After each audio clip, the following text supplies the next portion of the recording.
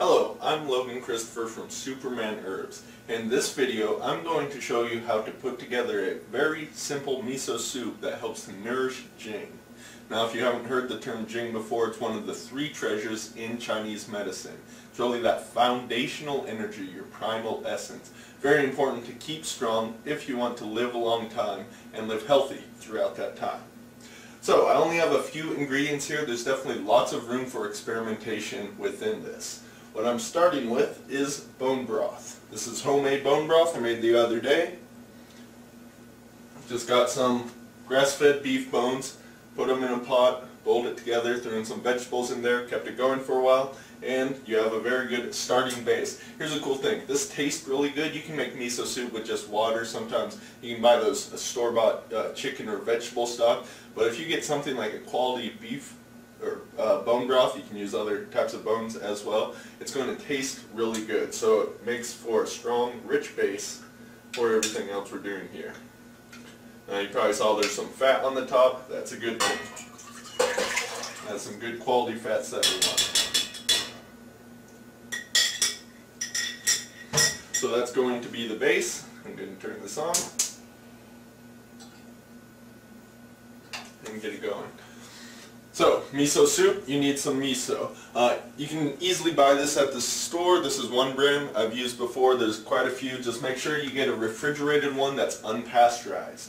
Now, most misos, not all of them, are made with soybeans, and you may hear a lot of things about you don't want to eat soy. That's true, except in fermented forms. This is actually traditionally how it's always been used in Asia, in fermented forms, not the processed soy milks or just eating soybeans all that much, but a fermented thing where all those harmful parts of soy are broken down and you get the benefits that soy actually has as well. So an important thing, since this is a fermented food, you don't really want to boil it. If you want to keep those enzymes, keep the probiotics intact, you're going to want to heat this up so it tastes nice and warm, but don't get it too hot at all. So just watch your temperature as you do this. Now if you do boil it, you're not going to get those benefits from this being unpasteurized, but it's still going to be good for you with everything else we got going here. So the one thing with the miso is you're going to have to stir this in really well. One thing that I do sometimes with my soups is actually take it, heat it up in here, throw it in a blender so you can get a real good consistency with it.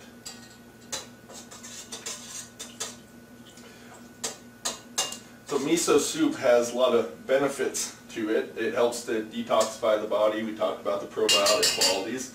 We got the bone broth, which is definitely great for the Jing. Now we're going to throw in some other things as well. Here are black sesame seeds. You can find these in a lot of health food stores.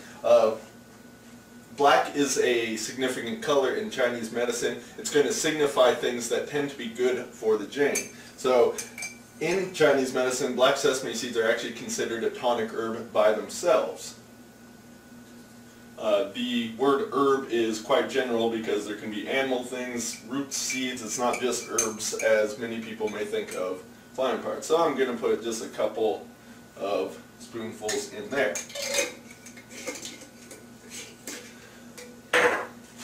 What we're also going to add is seaweed. You can do all sorts of different seaweeds. What I really like with miso soups is this one that is called Hijiki. Different seaweeds are going to have some different ratios of minerals as well as some different benefits.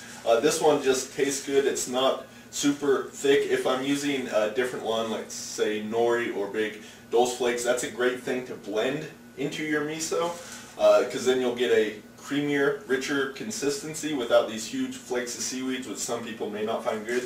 But these just little pieces are going to go well in this. And this one doesn't need to be cooked for a while like some of the other ones do in order to help get it to the right consistency. I'm just going to throw this whole bag in there. There's not much left. Now something I've been doing lately is experimenting with adding some of the tonic herbs as well into cooking, not just taking them, drinking them with water. So I'm going to use a Jing herb here, Shilajit. Shilajit actually comes from India. In the Ayurvedic system, it's known as ojas, basically the same thing, the equivalent of Jing in Chinese medicine. Now, when you're doing working with herbs and cooking, some of them will work well because they don't have overpowering taste. Other ones, not so much. So here, the brown shilajit we have available at supermanherbs.com. It is not the strongest tasting like some of the other shilajits we have. So just a little bit is going to go a long way. The cool thing about shilajit is it has fulvic acid. One thing fulvic acid does is it helps you to absorb and utilize everything else that you take it with. So if you use this in cooking, that's probably the amount. There's maybe 1.5 to 2 teaspoons there for a quart of liquid. And like I said, this is something you should really experiment with. But the fulvic acid is going to help you to get the benefits of everything else we have here.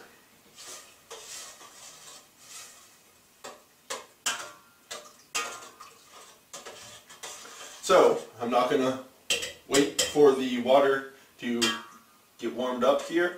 I'll come back, show you the final product, what we have at the end. Unfortunately, I can't let you taste this through the video, but at least you'll get to see the final product.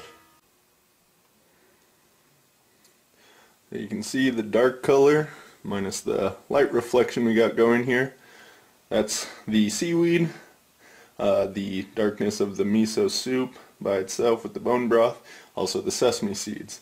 It's very nourishing. So it's all heated, stirred together. Gonna pour off a little into a bowl here and try it out.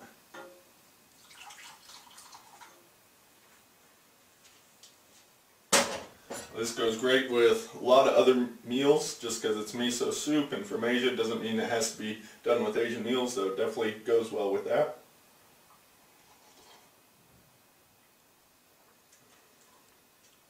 Tastes good and really good for you.